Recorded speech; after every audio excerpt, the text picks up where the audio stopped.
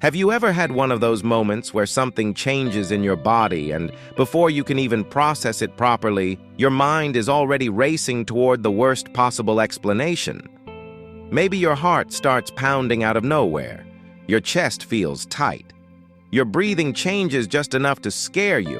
And once you notice it, everything gets worse because now you're not only feeling something strange, you're trying to figure out what it means. And that's exactly why anxiety can feel so terrifying. People hear the word anxiety and think of stress, worry, overthinking, nerves. But when anxiety really hits, that's not what it feels like from the inside. It feels physical. It feels immediate. It feels serious. Sometimes it feels so intense that your brain doesn't interpret it as stress at all. It interprets it as danger. And if you've ever been there, you know how convincing that feels. You're not sitting there thinking, this is probably just my nervous system. You're thinking, what is happening to me? Or worse, what if something is seriously wrong? That's the part people underestimate. Anxiety doesn't just create discomfort. It can make you feel like your body is turning against you. And once that starts happening, the whole experience changes. Because now it's not only about feeling anxious. Now it's about not trusting your own body. A sensation that other people might brush off suddenly feels loaded with meaning. A change in your chest doesn't just feel uncomfortable. A weird breath doesn't just feel annoying. Everything starts feeling like a sign. And when your brain is already on edge, it doesn't read those signs calmly. It reads them like warnings. That's why anxiety escalates so fast.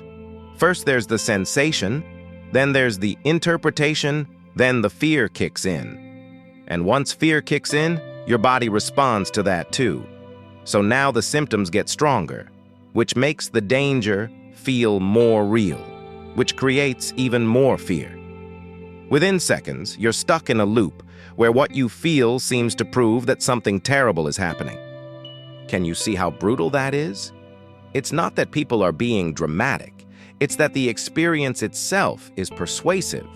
When your body sounds an alarm loudly enough, it becomes incredibly hard not to believe it. And that's why simple advice usually falls flat.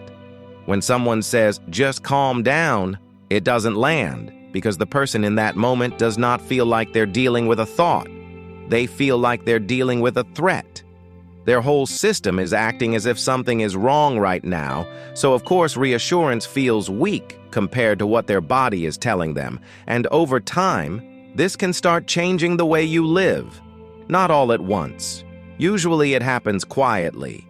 You begin paying more attention to your body than you used to. You notice your breathing more. You notice your heartbeat more. You start checking how you feel before you even get properly into your day.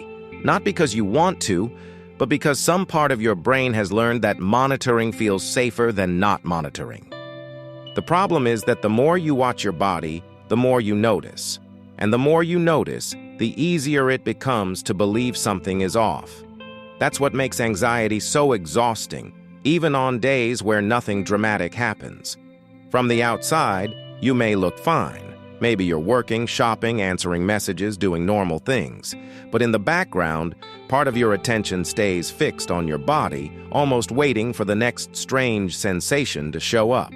It's like you never fully relax, because some part of you is always listening for trouble. And after enough time, that starts affecting your choices too.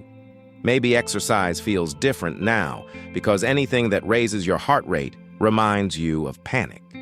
Maybe nighttime has become harder because things feel louder when everything is quiet. Maybe certain places don't feel the same anymore because you're already thinking about how trapped you'd feel if symptoms started there. This is how anxiety slowly takes up more space in your life. Not always in big, obvious ways. Sometimes it happens through tiny adjustments that seem reasonable in the moment. You avoid this. You postpone that. You stay closer to what feels safe. You try to keep everything under control. And in the short term, that can feel smart. It can feel like self-protection. But often it teaches your brain the wrong lesson. Instead of learning, that felt awful, but I was okay, your system learns, that feeling was dangerous, and we need to stop it next time. So the fear stays alive. In some cases, it even gets stronger, because now your brain is not only reacting to the sensation itself, it's reacting to the memory of it too. That's why anxiety can start to feel bigger over time, even when all you've been trying to do is protect yourself. And to be clear, that doesn't mean you're weak. It doesn't mean you're broken. It means your nervous system has become too threat-focused. It's trying to protect you, but it's doing it in a way that makes normal discomfort feel dangerous and intense sensations feel catastrophic. That's why this experience is so frustrating for a lot of intelligent people.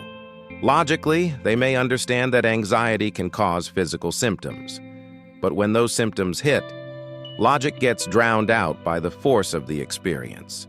What they know and what they feel no longer match, and that gap can make them doubt themselves even more. So if you've ever thought, why do I keep reacting like this when I already know what it is? The answer is simple. Because anxiety is not just an idea.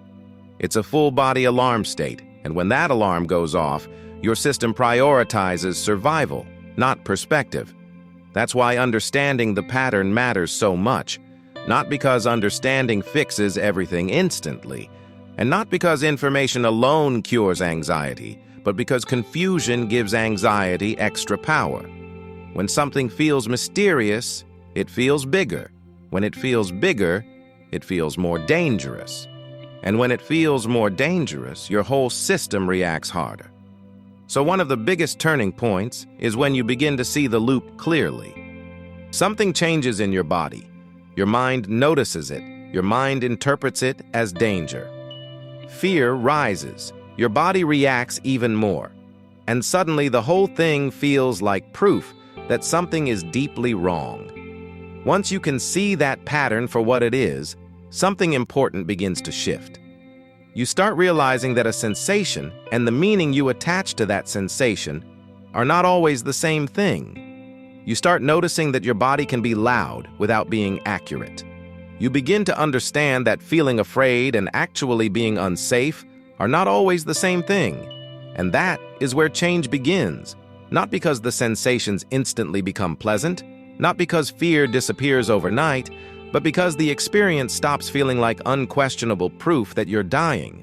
That's a very different place to live from. It means anxiety no longer gets to write the whole story by itself. It means you start creating a little space between what you feel and what you automatically conclude. And in that space, the cycle starts losing some of its power. Slowly, yes. Imperfectly, yes. But it can lose power. And for a lot of people, that changes everything.